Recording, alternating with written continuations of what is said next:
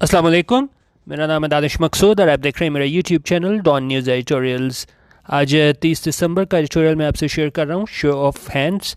और एडिटोरियल में ये सवाल पूछा गया था कि क्या यूएस सेनेट के इलेक्शंस हैं वो पहले की तरह सीक्रेट बैलेट के ज़रिए होने चाहिए या जिस तरह इमरान खान ने तजवीज़ दी थी कि जी ये शो ऑफ हैंड्स के ज़रिए होने चाहिए ताकि सबको पता चले कि किसने किसको वोट दिया है और करप्शन का खात्मा हो सके।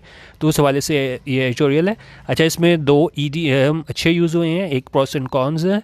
ये तो आसान ही है, लेकिन एक पास द स्मेल टेस्ट, ठीक है। अगर ये हम एडिटोरियल में देखें तो ये इन दो जगहों पे इस्तेमाल हुए हैं। पहले मैं आपको थोड़ा सा इसको ब्रीफ कर देता हूँ, उसके बाद एडिटोरियल की थोड़ी समरी होगी और फिर हम दोबारा वापस ईडीएम्स की जानिब आएंगे।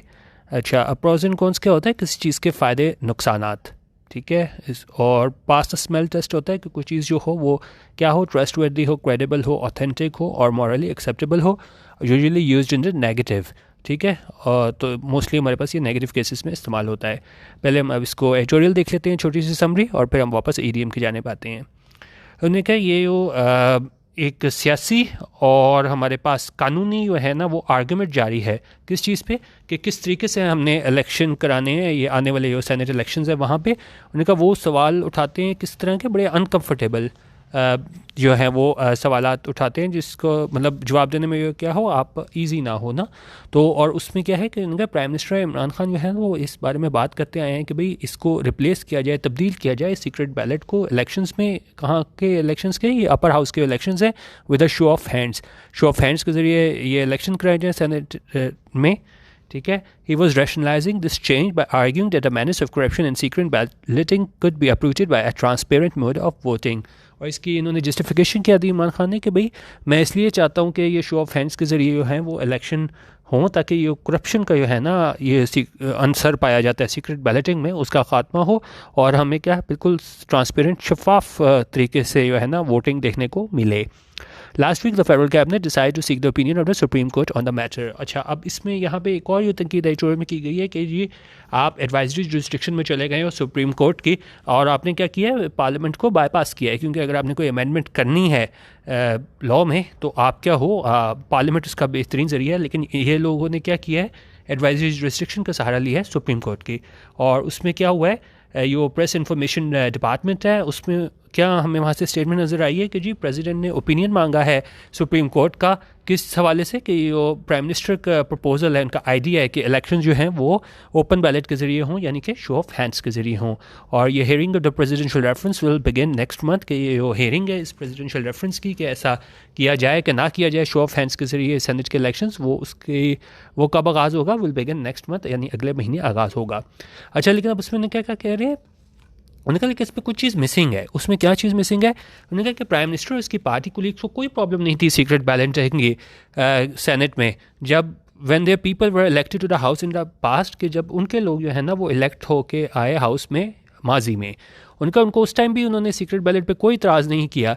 When the vote of confidence against the senate chairman whom they supported was defeated because some opposition members voted against their party position। और क्या बता रहे हैं कि कब उन्होंने एतराज़ नहीं किया पीटीआई वालों ने सीक्रेट बैलेट पे, जब ये वोट ऑफ कॉन्फिडेंस मूव किया गया था सेनेट चेयरमैन के अगेंस्ट, जिसको पीटीआई सपोर्ट कर रही थी, वो वोट ऑफ कॉन्फिडेंस नाकाम हुआ। क्यों हुआ, क्योंकि कुछ ऑपोजिशन मेंबर्स थे, उन्होंने वोट दिया अपनी पार्टी पोजीशन के अगेंस्ट। तो एडिटोरियल में क्या कह रहे हैं कि उस टाइम पे भी अगर ये इन्होंने कहा होता शो ऑफ हैंड्स के ज़रिए करें, तो ज़ाहिर है उस टाइम पे फिर ये पीटीआई का वो उम्मीदवार जो है वो वोट ऑफ कॉन्फिडेंस जो है उसमें कामयाब ना होता, अगर क्या शो ऑफ हैंड्स के ज़रिए होता। तो यहाँ पे एडिटोरियल में सवाल उठा रहे हैं कि क्यों आपने तब एतराज़ नहीं किया, जब आपके अपने लोग आ रहे थे सेनेट में आपको तब एतराज़ नहीं था, वोट ऑफ नो कॉन्फिडेंस था सेनेट चेयरमैन के खिलाफ तब आपको एतराज़ नहीं था, सीक्रेट बैलेटिंग पे तो अब क्या हुआ है कि अब एकदम ही फ़ौरन शुरू हो गए हो कि जी शो ऑफ हैंड्स के ज़रिए है वो इसके सेनेट के इलेक्शन होने चाहिए। तो उन्होंने कहा इसमें यहाँ पे कह रहे हैं the PTI was a beneficiary, कि पीटीआई को क्या है इस वजह से कामयाबी मिली, क्योंकि पहले इनके सेनेट के लोग वहाँ पे आ गए, फिर उसके बाद जो वोट ऑफ नो कॉन्फिडेंस था वो भी नाकाम हुआ सेनेट चेयरमैन के अगेंस्ट, तो पीटीआई क्या थी, बेनिफिशरी थी, यानी उसको इस चीज़ से फ़ायदा मिला। और उन्होंने कहा this new found liking for show off hand forces one two ask why now. तो उन्होंने कहा एकदम ही, पहले तो आपको कभी ख्याल नहीं आया, लेकिन एकदम ही जो इनको शौक चढ़ गया है कि जी शो ऑफ हैंड्स के जरिए सेनेट के इलेक्शन कराएं, तो उन्होंने कहा ये एक सवाल पूछने में मजबूर कर देता है, और वो क्या है, व्हाई नाउ, अब क्यों। Is the PTI not confident of its numbers for the elections? उनका क्या PTI जो है वो कॉन्फिडेंट नहीं है किस चीज़ में कि उसके नंबर्स हैं इलेक्शंस के लिए? Is it fearing desertions? क्या वो खौफ खा रहे हैं कभी लोग इनके कुछ छोड़ देंगे इन्हें? Is it sensing its expected majority in the upper house could be dented due to the unpredictability of the secret ballot? उनका क्या वो ये समझ रहे हैं कि जो एक्सपेक्टेड इनकी मेजॉरिटी है अपर हाउस में उसको क्या है डेंट लग सकता है, यानी कि वो मतलब पूरी नहीं रह सकती, मेजॉरिटी नहीं रह सकती, किस वजह से कि ये अनप्रेडिक्टेबिलिटी है इसकी, किसकी? सीक्रेट बैलेट की।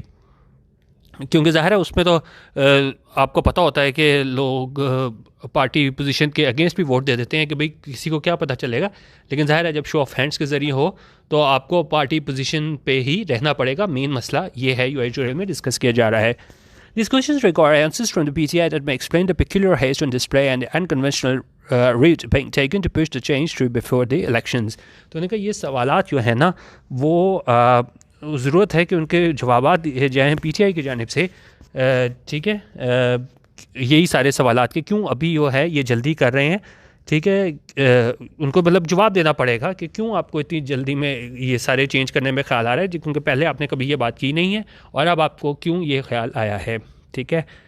अच्छा, अब उन्होंने कहा एक और चीज़ जो मज़ीद परेशान करती है वो ये है कि ये जो रूलिंग पार्टी है ये क्या कर रही है, ये लीगल सोल्यूशन की तरफ जा रही है। बट जिस तरह मैंने आपको पहले बताया कि हम ठीक है सुप्रीम कोर्ट की एडवाइजरी जुरिस्डिक्शन है, लेकिन आप वो जो है उसको इन्वोक कर रहे हो to a purely parliamentary issue. लेकिन उन्होंने कहा ये सारा पार्लियामेंट्री इशू था कि भाई वोट का मोड क्या होना चाहिए, तो उन्होंने कहा आप इसको लीगल जो है पार्लियामेंट्स में लेके जा रहे हो, और है तो ये क्या पार्लियामेंट्री इशू।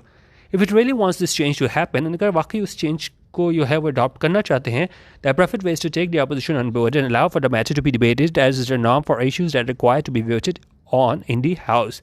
उनका अगर वाकई वो इसको चेंज करना चाहते हैं तो इसका हल तो ये था कि वो ये अपोजिशन को साथ लेके बैठें और इस सारे मैटर को क्या है डिबेट करें, इस पर बहस करें, जो कि क्या नॉर्म है कि इसी तरह होता आया है कि कोई भी अगर कोई एक मसला हो तो उसको रूलिंग पार्टी और अपोजिशन पार्टी मिलकर बैठे और इश्यूज़ को जो है ना वो रिजॉल्व करे और इसको वोट करे कहाँ पे, हाउस में। इसको क्या करना है बजाय इसके कि आप इसको सुप्रीम कोर्ट के एडवाइजरी जुरिस्डिक्शन में चले जाओ। अच्छा, अब ये ईडीएम आ गया हमारे पास, जिसको हम बाद में एडिटोरियल के समरी के बाद देखेंगे। उनका there are pros and cons on the open ballot mode of elections. Pros and cons क्या होते हैं? फ़ायदे नुकसान। उनके जी फ़ायदे नुकसानात हैं किसके, इस open ballot mode of elections के, और इस केस में क्या है, they need to be discussed in detail both in the committees and in the house before vote takes place. और उन्होंने कहा इस सारे मसले को कि वाकई ऐसा करना चाहिए कि नहीं, इसको क्या डिस्कस किया जाना चाहिए, इस पर बहस की जानी चाहिए, कहाँ पे, कमेटीज़ में भी और हाउस में भी। और इसके जब ये मतलब वोट होने हैं तो उससे पहले इसको डिस्कस किया जाए। अच्छा, उनका पीटीआई को क्या है एब्सटेन करना चाहिए, बाज रहना चाहिए किस चीज़ से कि आप क्या करो from sneaking it through a legal back door, बजाय इसके कि आप पार्लियामेंट को यूज़ करो, आप एक इसका कानून का सहारा लेके सुप्रीम कोर्ट के एडवाइजरी जुरिस्डिक्शन में जाके आप ये अपना काम करवा लो। तो उन्होंने कहा यहाँ पे क्या करना चाहिए, लीगल बैक डोर को वहाँ उस चीज़ को इस्तेमाल नहीं करना चाहिए, बल्कि क्या करना चाहिए, पार्लियामेंट में बहस के बाद, वोटिंग के बाद इसका फैसला होना चाहिए। It would not pass the smell taste. उन्होंने कहा ये चीज़ ऑथेंटिक नहीं होगी अगर आप करवा भी लेते हो ना, क्योंकि आपने पार्लियामेंट को क्या है बाईपास किया है, और सुप्रीम कोर्ट से अगर आप ले भी आते हो ओपिनियन के हाँ जी आप शो ऑफ हैंड के जरिए सेनेट का इलेक्शन करा सकते हो, तो उन्होंने कहा it would not pass the smell taste, यानी ये क्या ऑथेंटिक नहीं होगा, क्रेडिबल नहीं होगा। In any case, this change should be part of a larger set of electoral reforms that need to be undertaken before the next general elections.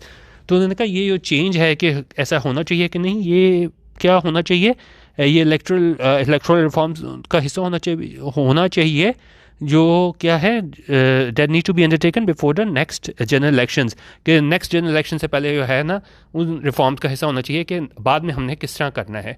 तो उन्होंने कहा ये चीज़ मतलब डिसाइड तो करनी ही है, लेकिन अभी वो मौजूदा में हालात में जल्दी जल्दी करके फैसला करवाया जा रहा है, तो उन्होंने कहा it would not pass the smell taste. अच्छा, और अब हम यहाँ पे देखें, उन्होंने कहा कि जी if such reforms do not have a buy-in from all relevant political stakeholders, they lose the credibility that is required for them in order to make elections transparent and non-controversial.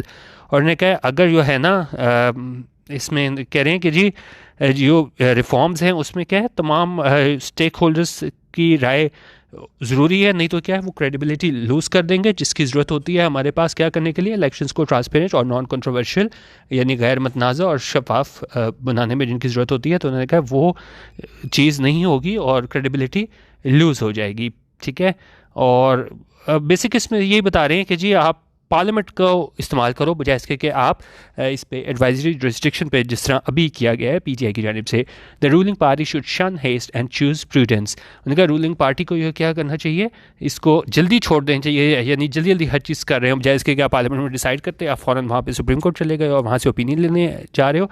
और उसको उन्होंने कहा आपको चूज़ प्रूडेंस, आपको अक्लमंदी से समझदारी से काम लेना चाहिए और जल्दबाजी का मुजाहरा नहीं करना चाहिए। और मेन क्रक्स ये था कि जी पार्लियामेंट की में ये फैसला होना चाहिए कि किस तरह वोटिंग होनी चाहिए, और उन्होंने कहा आइदर वे जो है, जो नेक्स्ट इलेक्शन होने उससे पहले तो इस चीज़ को डिसाइड करना ही है, लेकिन अभी जो है ना उन्होंने कहा समझदारी की ज़रूरत है और बजाय इसके कि जिस तरीके से पीटीआई कर रहे हैं।